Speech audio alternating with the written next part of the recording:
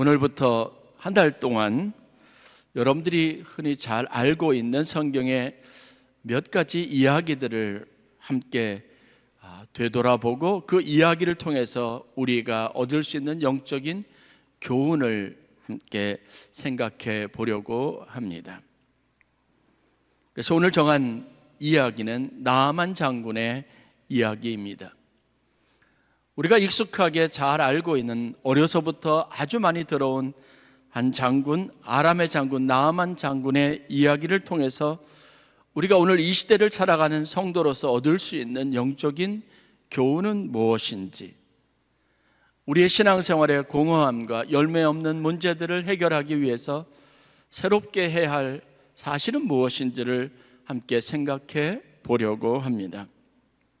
저희가 금요 성경 공부 시간에 팀 켈러 목사님의 내가 만든 신이라고 하는 제목의 책을 가지고 지난 몇 주 동안 함께 공부를 하였습니다. 우상이 무엇일까? 우상은 쉽게 말하면 우리 안에 하나님을 대신하여 존재하는, 우리가 기대고 있는 신입니다. 하나님보다 더 중요하게 여겨서 하나님을 찾지 않게 하고 찾을 수 없게 만드는 것이라고 할 수 있습니다. 팀 켈러 목사님은 우리가 하나님 앞에 나아갈 때 때로는 이런 몇 가지 삶의 문제들 때문에 신앙적이지 못하게 하고 세속적으로 살아가게 한다고 교훈하고 있습니다. 우리 안에 있는 오래된 간절한 소원, 이 소원이 우상이 될 수 있습니다. 왜냐하면 내가 이루려고 하는 꿈이 너무 강해서 하나님이 인도하시는 것을 볼 수 없게 막는 일이기 때문에 그렇습니다. 사랑을 갈구하는 마음, 이것 또한 우상이라고 말합니다. 물질 즉 돈도 우상이 될 수 있습니다. 성공에 대한 강한 욕구도 우상이 될 수 있습니다. 하나님이 우리에게 주신 권위나 권력도 우상이 될 수 있습니다. 문화도, 심지어는 우리의 종교, 즉 우리가 기독교라고 스스로를 말하면서 신앙생활하는 이 모든 것들도 자칫 잘못하면 복음의 본질에서 벗어나면 우상이 될 수 있습니다. 교회 다니는 것이 목적이 아니라 우리가 하나님과 교제하는 것이 목적인데, 교회 다니는 열심히 하나님과의 교제를 막아버릴 수 있다는 겁니다. 그 책에서 제가 접하게 된 팝의 전설 마돈나에 관련된 이야기가 지금도 기억에 남습니다. 마돈나가 이렇게 고백합니다. 나는 엄청난 의지의 소유자이지만 여태껏 내 모든 의지는 늘 끔찍한 내 안에 있는 열등감을 극복하는 데 집중되어 왔다. 팝의 전설이라고 불릴 만큼 굉장히 많은 탤런트를 가지고 새로운 분야에 도전하며 그 영역을 확장시켜 나갔던 팝 음악의 선구자라고 할 수 있는 마돈나가 자신이 가지고 있었던 의지, 모든 열정과 에너지의 대부분을 자기 스스로 안에 있는 열등감을 극복하는 데 다 쏟아부었다는 겁니다. 분명 그는 노래가 좋아서 가수가 되었을 겁니다. 노래를 부를 때 그 마음에 얻는 기쁨, 노래를 부를 때 자기의 마음속에 찾아오는 어떤 평안함, 노래의 선율 속에 담겨져 있는 아름다움을 생각하고 시작했던 노래인데, 시간이 지나면서 그의 성공이 그의 열등감을 극복하는 에너지로 다 바뀌어버린 겁니다. 성공하지 않았을 때가 오히려 개인적으로 더 행복한 때였다라고 생각할 수 있습니다. 여러분들은 신앙생활하면서 신앙생활 때문에 얻는 기쁨이 있습니까? 신앙생활이 진짜 여러분들에게 유익하다고 생각하십니까? 제가 보기에는 대다수가 아닌 것 같습니다. 그냥 힘겹게, 어렵게, 의무처럼 신앙생활 하느라고 오히려 삶이 더 무거워지고 힘들어지고 고단해진 것이 아닌가 싶습니다. 하나님이 이것을 주려고 여러분들에게 나오라고 했으며 하나님이 이것 때문에 여러분들을 예배자로 삼으시라고 했을까 되돌아볼 필요가 있습니다. 여러분들이 하는 신앙생활의 목표는 어디에 있습니까? 여러분들이 하나님이 주시려고 하는 축복을 여러분들이 제대로 누리지 못하고 매일같이 낙심하고 절망하고 좌절할 거리만 넘쳐나는 신앙생활을 하는 이유는 과연 어디에 있을지 되돌아볼 수 있기를 바랍니다. 여기에는 우리가 몇 가지 주목해 볼 만한 문제점들이 있습니다. 그 문제점들이 무엇인지를 아주 잘 보여주는 이야기가 바로 나아만 장군의 이야기입니다.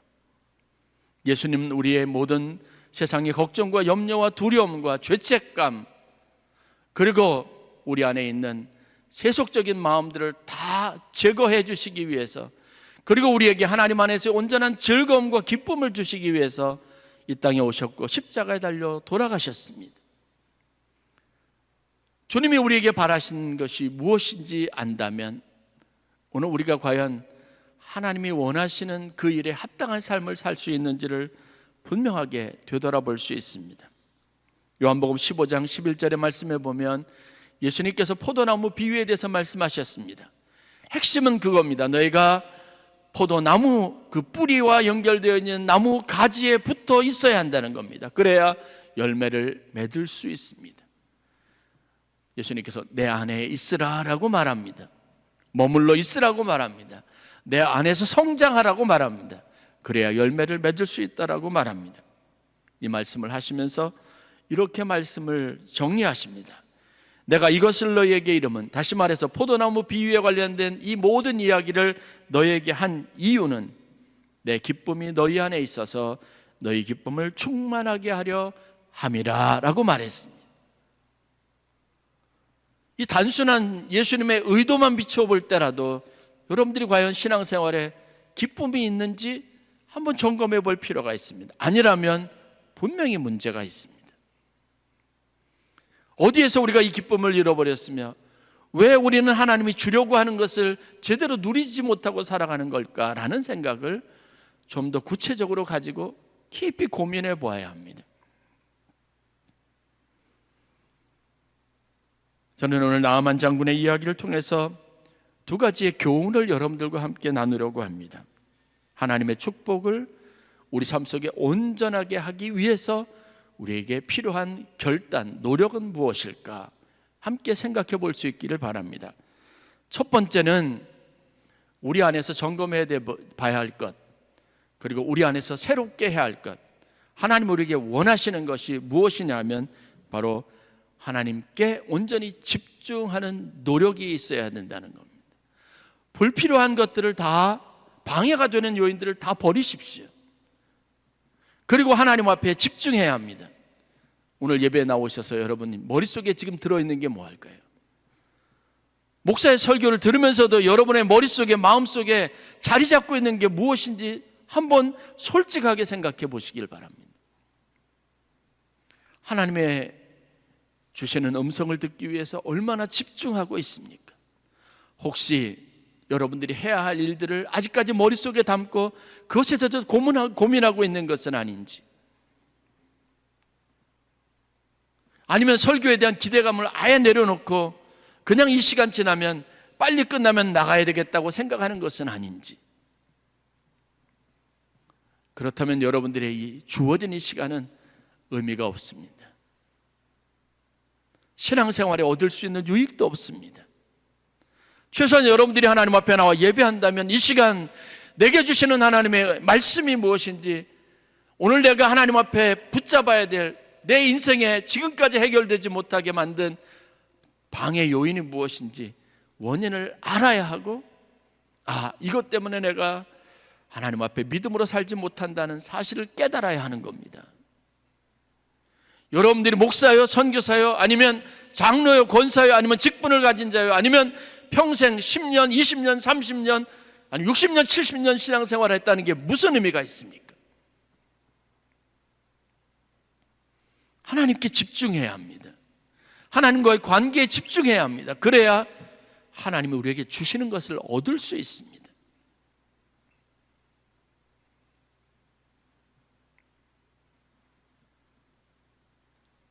오늘 장군 나아만은 한 가지 문제 앞에 직면해 있습니다. 그 바로 문둥병, 나병이라고 말하는 것. 피부가 썩어 들어가고 그래서 고름이 나고 그렇게 피부가 조직이 괴사됩니다. 그러면 얼마 지나지 않아서 사람에 따라 차이는 있겠지만 죽을 겁니다. 이거는 불치병입니다. 치료할 수 있는 약이 없습니다. 뿐만 아니라 그래서 이 병은 하나님의 저주를 받은 것이라고 했습니다. 이 문둥병이 걸리는 순간 사람들은 저주받은 자로 낙인을 찍습니다. 그렇다면 나아만 장군이라고 하는 이 명예로운 호칭이 무슨 의미가 있겠습니까? 사람들은 나는 장군이라 스스로 생각해도 사람들은 나를 벌레 보듯이 여길 텐데요. 하나님이 나를 성공시켜 주셨고 이렇게 높은 자리에 사람들의 존경을 받고 왕의 절대적인 신뢰를 받는 자리에 있다라고 나는 그렇게 생각할지 몰라도 사람들은 문둥병 걸렸다는 사실 때문에 자기 자신이 곧 죽을 거라는 것은 둘째치고라도 그 어떤 존경도 보내지 않을 겁니다. 열왕기하 5장 1절에 지금 나아만이 처한 위치와 상황을 설명해 주는 아주 명확한 성경의 구절이 있습니다. 아람 왕의 군대 장관 나아만은 그의 주인 앞에서 크고 존귀한 자니 이는 여호와께서 전에 그에게 아람을 구원하게 하셨더라. 그는 큰 용사나 나병 환자더라. 그는 큰 용사지만 나병 환자였다라고 말합니다. 잔인한 성경의 표현입니다. 아무리 큰 용사지만 나병 환자입니다. 과거에 그가 어떤 사람이든 지금 그는 나병 환자입니다. 내가 과거에 어떤 건강이 있는지 모르지만, 내가 어떤 정도의 재산을 가지고 어떤 명예를 쌓아왔는지 모르지만 지금 곧 죽게 될 운명인 질병을 가진 환자일 뿐입니다. 그러면 그에게 현실은 환자인 겁니다. 치료가 필요한 환자일 뿐입니다. 우리 인생에도 이런 날이 반드시 이르게 될 겁니다. 과거에 어떤 화려한 이력을 가지고 대학에서 학생을 가르쳤던, 아니면 높은 지위에 올랐던, 사람들이 존경을 하던 그렇지 않았던 상관하지 않고 오늘 내가 처한 현실이 중요한 겁니다. 그래서 그때 나를 도울 것은 내 명예도 아니고 과거의 이력도 아니라 하나님 한 분입니다. 그러므로 매일매일을 살아가면서 우리에게 운명처럼 다가오는 수없이 많은 사건 속에서 가장 주의를 기울이고 관심을 가져야 할 것이 하나님 앞에 서는 겁니다. 큰 용사나 나병 환자였다라고 나아만을 이야기하고 있습니다. 명예나 지금까지 쌓아왔던 모든 업적이 다 소용없게 되는 상황에 지금 나아만 장군이 처해져 있습니다. 그러면 그에게 필요한 것이 무엇입니까? 병을 치료하는 겁니다. 낫는 겁니다. 그런데 그 간절함이 지금 나아만 장군으로 하여금 자신들이 마치 속국처럼 여기고 절대 약한 나라라고 여겨지는 이스라엘을 방문하게 한 겁니다. 여러 가지 경로를 통해서 이스라엘에 있었던 한 선지자 엘리사를 찾아옵니다. 그리고 그에게 치료받기를 소망하며 나옵니다. 그런데 오늘 우리가 성경에서 재밌게 보아야 할 것이 있습니다. 그가 그런 마음의 열망과 꼭 치료받아야 되겠다는 간절함이 있었음에도 불구하고 결정적으로 그 기회를 잃어버릴 뻔했다는 겁니다. 이유는 한 가지죠. 성경에 그와 관련된 당시의 상황을 이렇게 소개하고 있습니다. 11절 말씀입니다. 나아만이 노하여 물러가며 이르되 내 생각에는 그가 내게로 나와 서서 그의 하나님 여호와를 부르고 그의 손을 그의 부위 위에 흔들어 나병을 고칠까 하였도다. 여러 가지 많은 경로를 통해서 지금 나아만 장군은 엘리사 선지자 앞에 왔습니다. 그런데 자기를 환영해 주기는커녕 엘리사가 사람을 보내서 저 요단강에 가서 7번 몸을 씻으라라고 말합니다. 이 이야기를 나아만이 그냥 쉽게 들을 수 없었습니다. 그래서 성경에 보면 노했다, 화가 났다 이렇게 말합니다. 그리고 이렇게 말합니다. 내 생각에는 최소한 그가 내게로 나와서 나를 영접하고 서서 최소한 어떤 예의를 갖는다면 내게 하나님의 능력을 빌어서 내 상처 부에다 손을 얹든지 흔들든지 해서 내 치유를 위해서 무엇인가 할 것이라고 생각했다는 겁니다. 그런데 그렇지 않습니다. 여러분, 살기 위해서, 치료받기 위해서 절박한 마음인데 지금 나아만 장군이 예루살렘으로 그리고 이스라엘로 나오는 과정을 보십시오. 너무나 많은 거칠애가 있습니다. 그 일을 위해서 나아가면 되는데 아람 왕에게 찾아가서 부탁하고 아람 왕은 서신을 보내서 이스라엘 왕에게 편지합니다. 이런 외교적인 자기의 권위를 내세우려고 하는 행동 때문에 이스라엘 왕이 오해해서 혹시나 그 군대를 들여보냈다가 자기들을 숨통을 끊어버리는 게 아닌가 하는 두려움을 갖게 했습니다. 그냥 찾아와서 병고침을 받으면 되는데 말과 병사들을 동원했다라고 기록하고 있습니다. 이런 게 자기의 치료에 무슨 도움이 되겠습니까? 그래도 한나 선지자, 그것도 다 힘이 약한 나라의 선지자가 내 앞에 예의를 갖추지 않아서 화가 났다는 이 이유 자체가 우리가 여러분 허위의식, 거칠애라는 사실을 알 수 있습니다. 신앙생활하면서 여러분 우리에게 이런 문제가 있습니다. 여러분 앞에 절박한 문제가 있는데 왜 다른 사람의 시선을 신경 쓰고 있습니까? 제가 목회 사역을 하면서 가지고 있는 안타까움 한 가지가 있다면 바로 그겁니다. 목사님에게 기도 부탁을 하고 싶은데, 말씀드리고 싶은데 이게 혹시나 다른 사람들이 알아서 자기가 창피해질까 봐 말 못하는 거예요. 목사님 기도해 주세요. 그런데 다른 사람은 절대로 알지 않게 해주세요. 제가 보기에는요, 온 교인들이 다 매달려서 철야하고 금식하면서 하나님 앞에 그의 생명을 위해서, 문제 해결을 위해서 매달려도 시원찮은 문제인데 알려지지 않기를 바라는 거예요. 여러분, 우리가 이런 신앙생활하면서 절대로 하나님의 역사를 경험할 수 없습니다. 내 생각에는, 내 판단에는. 제가 지난 한 주 동안 수십 편의 설교를 들었습니다. 집회에 참석해서, 전략회에 참석해서 한국에서 내노라는 목사님들의 설교와 말씀의 도전을 들었습니다. 한국의 선교와 미래 교회는 어떤 모습을 갖춰야 하며 그것을 위해서 오늘 우리가 어떤 결단을 해야 하고 우리가 어떤 출발을 해야 하는지 의미 있는 이야기들을 분과별로 나누어서 많은 이야기들을 주고받고 거기에 관련되어져서 우리가 함께 선언문을 작성을 해서 이게 우리 한국교회의 표준으로 삼자고 결의하는 일들이 있었습니다. 많은 도전이 있었습니다.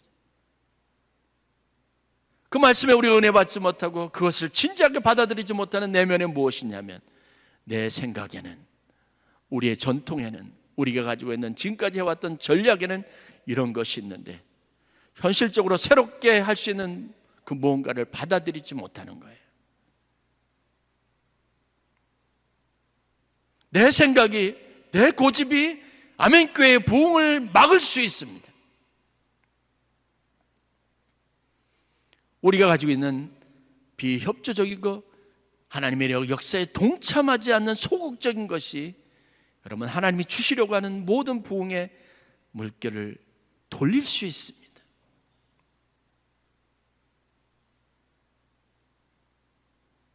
우리가 하나님의 역사에 동참하지 못하는 이유가 뭘까요? 우리가 그토록 바라던 하나님의 임재를 경험하지 못하는 이유가 뭘까요?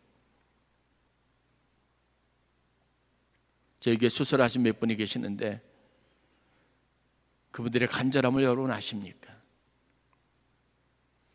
딸이 갑자기 산소 포화도가 떨어져서 숨을 쉴 수 없게 돼서 중환자실에 들어가는 그 모습을 보고 제가 그 권사님이 그렇게 울며 불며 매달리는 것 처음 보았습니다. 매너 있으시고 얌전하신 분이에요. 품위가 잃어버리지 않는 분입니다. 살려달라고 매달리면서 기도해달라고 매달립니다. 여러분, 최소한 우리가 가지고 있는 간절함이 있고 내 인생에 하나님의 도움을 필요한다면 그런 간절함이 있어야 하지 않겠습니까? 그때 어떤 내가 어떤 사람인지, 내 생각에는 어떻다고 하는 이런 모든 것들이 아무 소용없는 거죠. 최소한 우리가 신앙생활하면서 하나님 앞에 유지해야 될 태도는 하나님만 바라보는 겁니다. 집중하는 겁니다. 다른 것을 생각하지 마십시오. 매달리십시오. 지금 우리에게 고도로 문명화된 시대에서 수없이 많은 새로운 문명의 이기가 찾아오고 우리가 감당하기 어려운 수없이 많은 변화 속에서 여러분, 우리가 살아갈 수 있는 방법이 어디 있겠습니까? 그 모든 것에 적합하게 우리가 변하기는 이미 늦었어요. 저도 지금 MZ세대의 사고방식에 대해서 이해하지 못하는 고루한 올드한 사람이 되어버렸습니다.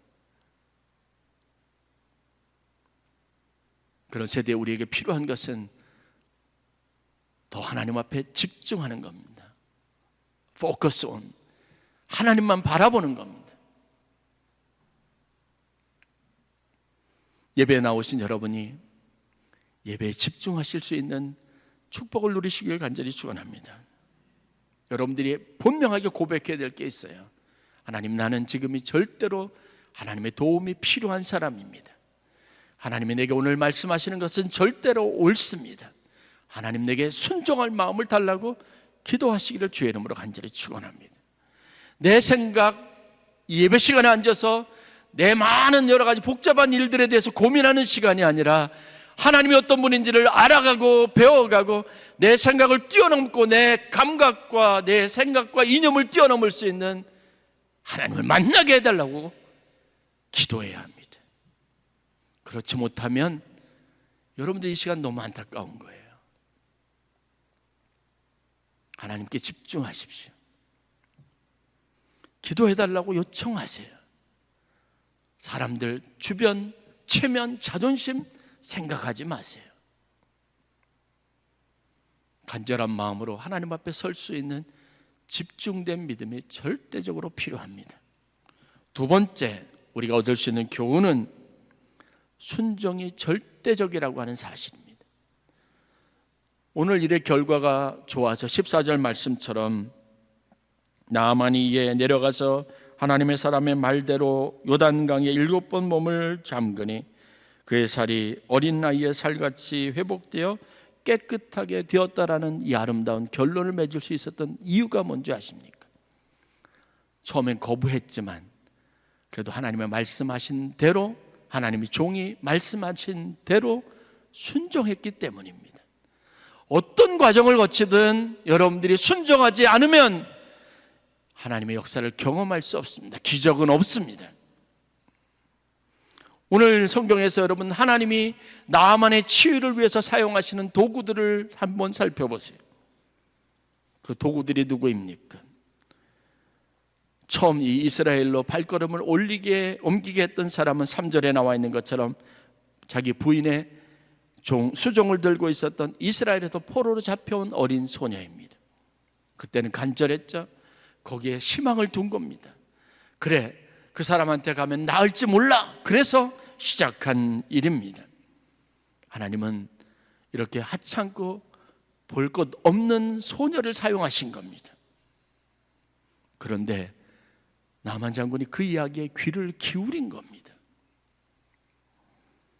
그 다음에 힘없는 나라 출신의 한 시골에 묻혀 사는 한 선지자 엘리사입니다. 그리고 그가 발걸음을 돌이키려고 했을 때 그와 함께 수행하던 종들입니다. 모두 다 나아만이 생각했던 영향력 있는 사람들이 아닙니다.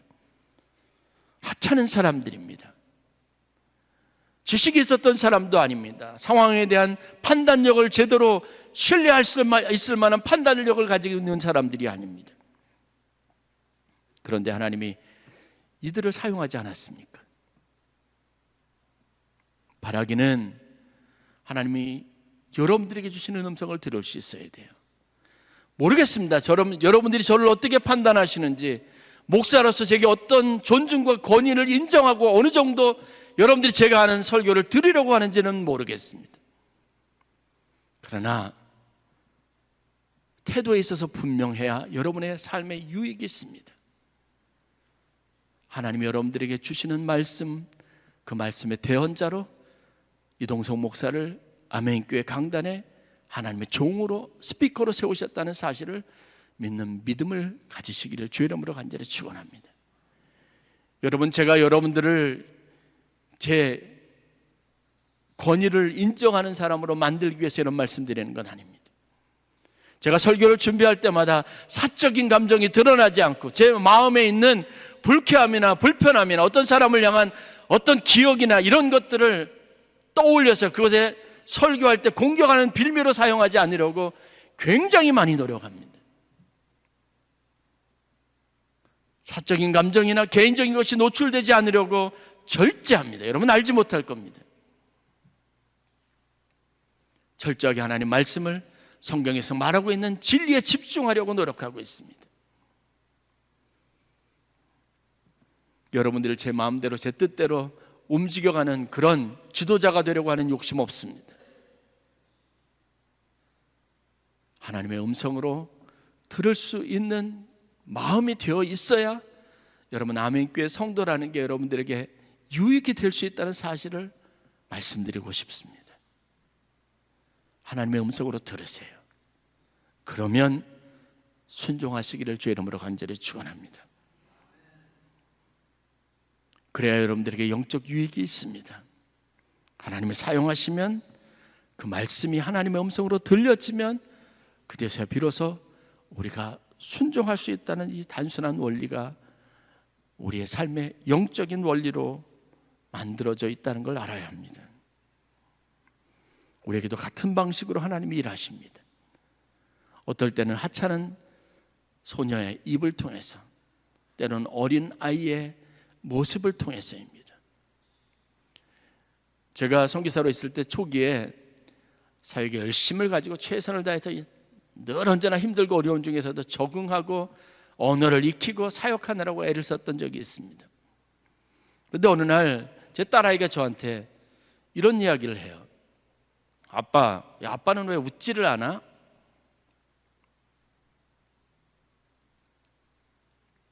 할 수 있는 이야기죠. 근데 저는 그때 하나님의 음성으로 들었습니다.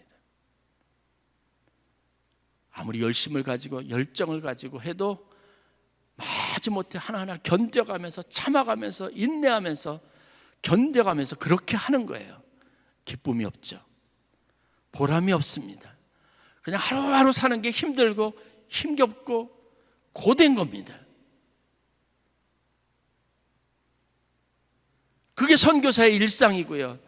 그게 나의 삶이고 선교사로서의 사역이라고 하니까 여러분 회개가 되더라고요. 나는 이 일에 얼마나 기쁨을 가지고 있는가? 이 일을 하면서 나에게는 보람이 있는가 없는가 하는 문제에 대해서 심각하게 생각했습니다. 그 하나님의 음성을 듣고 마음을 고쳐먹으니까 사역에 대한 새로운 접근 방법이 생기더라고요.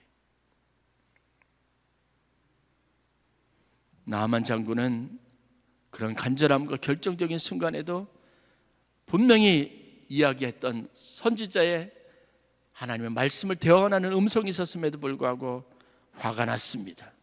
최소한 나를 맞이하는 자세가 잘못됐다. 그는 내게 나와야 될 것이고 서서 내게 말해야 될 거다. 그런데 그렇지 않은 겁니다. 그래서 내 생각에는 이렇다 저렇다 하고 자기의 판단을 이야기합니다. 다메섹 강가에 있는 그 많은 맑은 물들을 생각합니다. 이 탁하고 더러운 곳에까지 와서 내가 목욕할 이유가 없다라고 생각합니다. 화가 났습니다. 돌이킵니다. 신앙생활은 여러분의 생각 가지고 하는 게 아닙니다. 하나님의 음성을 듣고 그 마음에 도전이 돼서 그래, 내가 그렇게 살아야지를 반복하면서 매일의 일상에 여러분 습관으로 만들어야 여러분의 영적인 유익이 있다는 것을 알아야 합니다.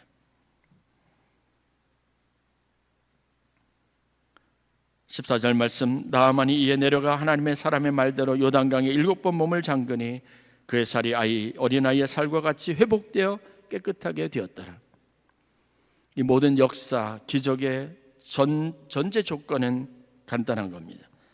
나아만이 내려가 하나님의 사람의 말대로, 하나님의 사람의 말대로, 여러분들이 기도하고 바라는 것이 아무리 많아도 하나님이 그 방법에 대해서 그것을 이루기 위해서 여러분들에게 필요하다고 여기시는 말씀의 순종하지 않으면 여러분들은 여전히 내 생각에 사로잡혀서 하나님이 하셨다는 사실을 알지 못할 겁니다.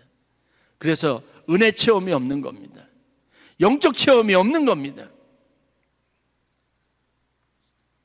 여러분들이 회복되고 깨끗하게 되기를 원하면 하나님의 사람의 말대로 하시기를 간절히 축원합니다. 갈릴리에서 잔뼈가 굵은 어부 베드로를 예수님이 찾아오셨습니다. 하나님이 그를 다루시는 방식이 무엇이었을까요? 어떻게 해서 그는 하나님의 교회의 뼈대, 기초를 놓는 반석과 같은 신앙인이 되었을까요? 그것과 관련된 내용으로는 누가복음과 요한복음에서 두 가지 주목할 만한 사건들을 발견해낼 수 있습니다. 둘 다 베드로가 가장 자신이 있었던 고기를 잡는 현장에서입니다. 그런데 그때 예수님께서 갑자기 베드로에게 찾아오셔서는 자기의 경험과 자기가 가지고 있는 모든 경륜, 그가 가지고 있는 지식, 이것과는 전혀 상관없이 무작정되고 다음과 같이 말씀하십니다. 명령하십니다. 깊은 데로 가서 그물을 내려 고기를 잡으라. 누가복음 5장 4절 말씀입니다. 요한복음 21장 6절에는 또 다른 순간에 베드로를 찾아오셔서 디베라 바닷가에서 예수님이 이렇게 말씀하십니다. 명령하십니다. 그물을 배 오른편에 던지라. 그리하면 잡으리라. 웃긴 이야기 아닙니까? 호수에서 어부로서 고기를 잡는 일에는 베드로처럼 노련하고 특화되어 있는 사람이 없습니다. 경험이 많은 사람이 없습니다. 그런데 웬 젊은이가, 낯선 사람이, 그것과는 전혀 그 어떤 접촉점도 가지지 못했던 사람이 구원이 있다는 말로 명령하는 겁니다. 여러분, 우리에게 하나님도 이와 같습니다. 하나님 우리의 지식과 경험과 우리가 가지고 있는 환경과 이것과는 관계없는 분이라고 생각할 수도 있습니다. 내 사정과 형편은 알지 못한다고 생각할 수도 있습니다. 그러나 하나님은 권위로 여러분에게 단지 말씀하시는 겁니다. 그물을 내려라. 명령하십니다. 순종하라는 겁니다. 그런데 베드로는 이 신비한 두 번의 경험을 통해서 하나님이 자기보다 뛰어나신 하나님이시라는 사실을 배웠습니다. 여러분들도 순종하시기를 바랍니다. 순종하시기를 바랍니다. 하나님의 말씀대로 순종하시기를 바랍니다. 이것 없이 신앙의 성장 없고 믿음의 경험 없고 기적의 역사도 체험할 수 없다는 것을 알아야 합니다. 하나님은 베드로에게 이 경험 두 번을 통해서 그의 권위를 드러내셨고, 베드로는 이때 경험한 것을 가지고 하나님 앞에 순종하는 삶을 살 수 있었습니다. 하나님께 온전히 집중하시기를 바랍니다. 그리고 하나님 말씀에 순종하십시오. 여러분들은 어떤 특별한 방법이 있을까 생각할 수도 있습니다. 그러나 왕도는 없습니다. 하나님 앞에 나왔다면 하나님께만 집중하는 겁니다. 방해가 되는 것을 다 버려야 합니다. 여러분의 생각과 판단과 고민하던 것도 다 내려놓는 겁니다. 100% 하나님이 내게 주시는 해결책을 붙잡으려는 마음입니다. 그리고 하나님의 해결책을 주시면 여러분 순종하시기를 주의 이름으로 간절히 축원합니다.